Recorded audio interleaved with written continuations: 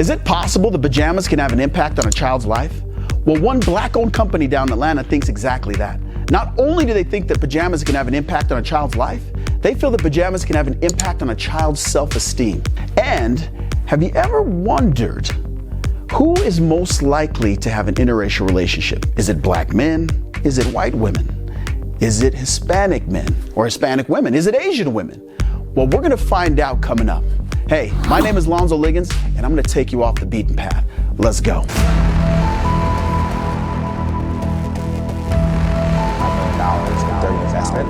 That kind of the opportunity.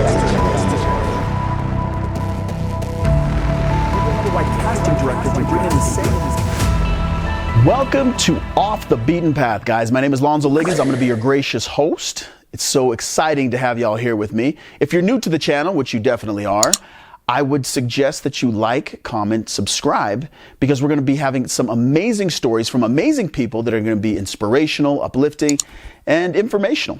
That's the most important part, like this next story.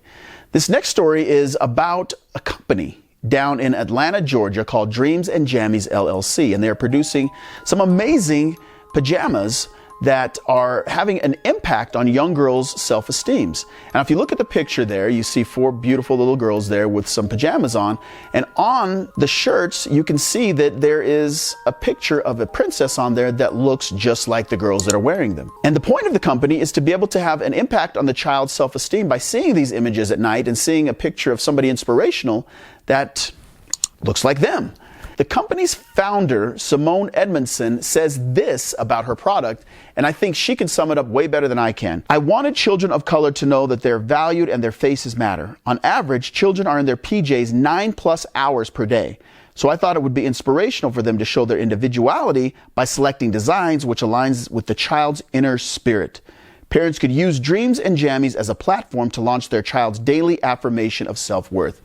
That is an amazing goal each day with your children. If you have children, nieces, nephews, grandchildren, I strongly encourage you to get them a pair of these jammies. They'll also be having some boys jammies coming up, so please follow along with this company. If you go to dreamsandjammies.com, the prices start at $14.99, and this is a good way to support a black-owned business that is doing some amazing stuff for children, and who can argue with that, right? All right, next up. I think that marrying who you want to is a right that no man should have anything to do with. It's a God-given right, I think. So how common are interracial relationships today? I know my parents are in an interracial marriage. My father is black, my mother is white. Back in 1967, there was the Loving versus Virginia Supreme Court case that made it so that interracial marriages were legal. Back then, interracial marriages only constituted 3% of marriages. Well, how much has that changed today? It's changed quite a bit. Not as much as you would think, but it's definitely changed. That led me to the question, who is most likely to be in an interracial marriage? White men, Hispanic men, black women? Well, that is a good question. The Pew Research went out and did a bunch of studies to figure out who exactly was the most likely to be in an interracial relationship. You're actually going to be surprised. You know, in today's society with Kim Kardashian and all that, we all sort of have our preconceived notions about who exactly is going to be in an interracial relationship, right? You walk down the street, you see a black dude with a white girl, you think that's probably the most likely person to be in an interracial relationship, right? I know I think that. I know I've thought that before, and I know a lot of you out there probably think the same thing. Well, let's get down to the bottom of it. First of all, it's broken up into 4 categories: African American, white, Hispanic, and Asian. So let's jump into the men. Who do you guys think is the most likely male to be in an interracial relationship? Is it black men? Is it white men? Is it Asian men? Well, it's Hispanic men at 26%.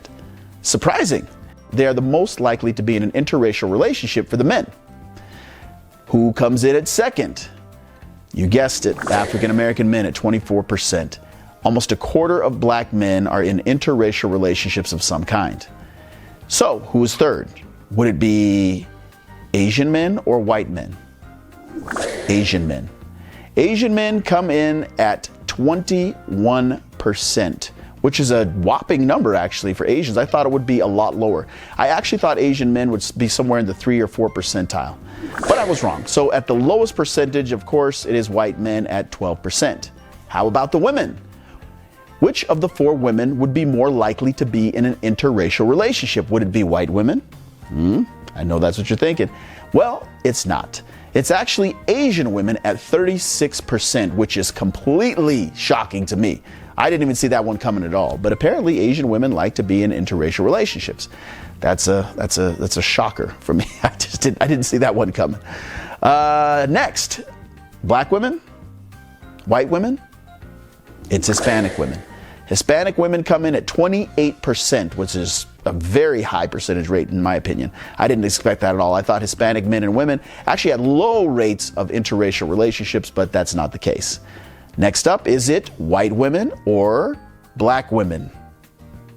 It is black women at 12%, where black men were 24%. Black men are twice as likely as black women to be in interracial relationships. I know for some of you sisters out there, you're saying, yeah, I pretty much saw that one coming. So that leaves us, of course, with white women being at 10%. 10%. The white women, by the way, are the least likely of all the racial groups, men and women, to be in an interracial relationship. Surprising, because I honestly thought that white women were going to be at the top of the list for people who actually were in interracial relationships. I really did. So to know that they are at the bottom, that they are least likely to get into an interracial relationship, actually kind of makes sense in some weird ways. But who'd have thought? Now, which couples are most likely to be in interracial relationships? Is it more black and white? Is it Asian and Hispanic? Which one is it? Well, we're going to start with the least likely to be in an interracial relationship. And there's a 3-way tie here with Hispanic and black, Hispanic Asian, white Native American are all tied at 3% for the least likely to be in interracial relationship pairings. Next up is Hispanic black at 5%. White and black couples are at 11%. White multiracial couples are at 12%. White Asian couples are at 15%. So which couples are the most likely to be in an interracial relationship? Well, it's the only one that's left, white and Hispanic. Yes, whites and Hispanics are at the top of the list at 42% of interracial marriages. So almost half of interracial marriages comprise of one Hispanic and one white person. Who would have thought? I had no idea. Apparently, it's very prevalent around military bases. Next up, which city is most likely to have the highest rate of interracial relationships? Honolulu, Hawaii comes in at number 1. 41% of marriages in Honolulu are interracial marriages, which makes sense because all the footage I've seen of Honolulu is always these multicultural racial couples running around on the islands just having a good time. And hey, do your thing, do what you got to do. Now, who's the least likely? The least likely is Jackson, Mississippi and Asheville, North Carolina, tied at 3%. Shocker. Shocker. Jackson, Mississippi, no interracial relationships. 3%. They're still stuck in 1967, back with Lovin' versus Virginia at 3%. That's how far Mississippi comes. Look, I'm going hard on Mississippi. I ain't even playing because Mississippi has not even progressed past 3%. That's horrible. It's almost as if they don't even have an inkling of wanting to catch up with the rest of America. There you have it, folks. Interracial dating and marriages in the United States. Not what you quite thought. So our last story is something that really touches the heart. So I grew up near a military base in Clearfield, Utah. My father was in the Air Force, and he always talked about pilots and planes and F-14 Tomcats and F-15s this and F-16 that. And I got quite the education when it came to planes and the military and Air Force and all that good stuff. So how prevalent are pilots in the United States? Well, African Americans comprise 3% of the commercial pilots that you see. The vast majority, 91%, are white pilots. Not too surprising, but there are more African American pilots than you would actually think. Here's a story about a black pilot in the Air Force named Paul Lopez, which I found very fascinating and uplifting, and I wanted to share it with you. There are not that many people in the world who get an opportunity to strap on the F-22 Raptor and fly it. My name is Major Paul Lopez II. My call sign is Loco. They call me Loco because I'm crazy about what I do in the United States Air Force. The first time I flew an airplane by myself was when I was 18 years old. I ended up going to college at North Carolina A&T State University.